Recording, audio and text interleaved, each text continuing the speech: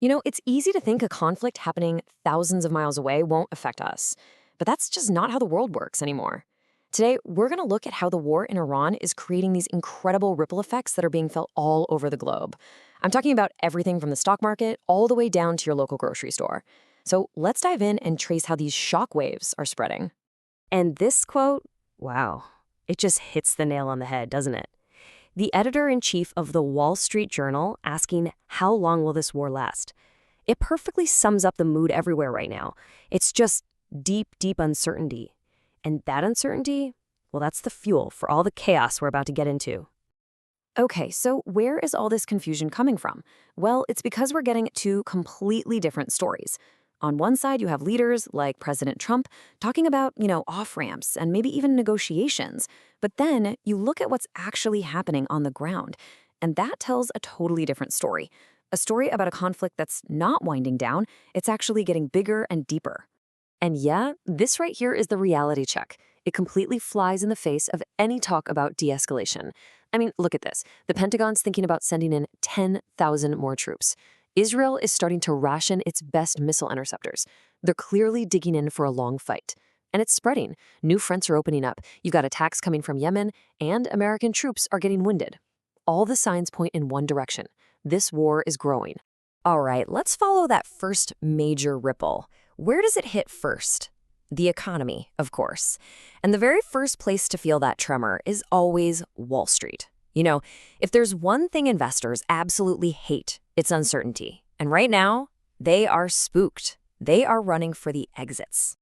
And boom. Here's the headline that makes it official. The Dow is now in correction territory. And look, that's not just some Wall Street jargon. It's a huge signal. It means confidence in the market stability is tanking, and it's tied directly to this escalating war. And if you want to see it in a single number, just look at the S&P 500. It's down more than 5% for the year. This isn't some little blip, not just a bad day or a bad week. It shows a real, sustained downward trend, all as this war drags on past that 1-month mark.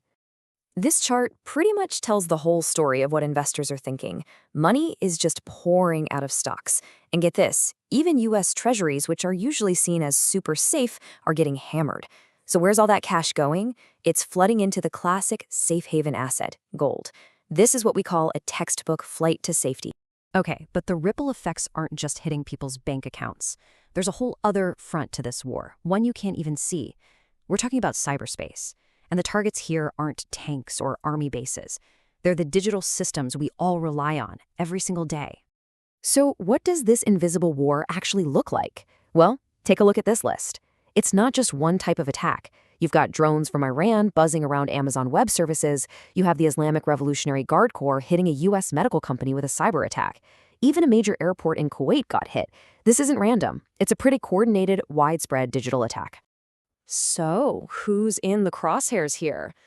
Basically, entire pillars of the U.S. economy need to be on high alert.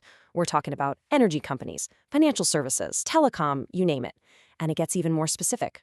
If you're a tech company with a data center anywhere in the Middle East, or if your company has a big defense contract with the U.S. government, like Microsoft or Oracle, you are absolutely a prime target right now. All right, let's bring it all back home. Because it's so important to see that this isn't just something happening over there. These shockwaves are landing right here in America, creating some really deep political divides and causing real, tangible economic pain. And this part is really fascinating. Take the annual CPAC conference. It's usually this huge pep rally for President Trump, right? Total unity. But this year, the war has just ripped open this major divide in his own base. On one side, you have the more traditional folks praising his strong leadership. But on the other, you have a really vocal group of skeptics who are questioning why America is even involved at all. And listen to this quote from a 22-year-old there. It just cuts right to the heart of that division. What happened to America first? That's it, right there. It's that whole America first idea clashing head-on with this expanding foreign war, and it really captures the frustration a lot of voters are feeling. So moving beyond the political arguments, let's talk about the economic pain, because it is getting very, very real. The war is now hammering the U.S. supply chain in a way that could seriously affect every single one of us at the grocery store. And believe it or not, it all starts with fertilizer. Okay, so how does this actually work? It's like a chain reaction. First, the war creates this huge bottleneck for shipping in the Strait of Hormuz. Second, a massive chunk of the world's fertilizer supply gets trapped there. Third, with all that supply stuck, prices for fertilizer here in the US have skyrocketed, up over 30%. And fourth, the final step. When it costs farmers way more to grow food, well, it's eventually going to cost us more to buy it. In this chart, man, it just drives home how huge this problem is. We are not talking about some small little disruption here.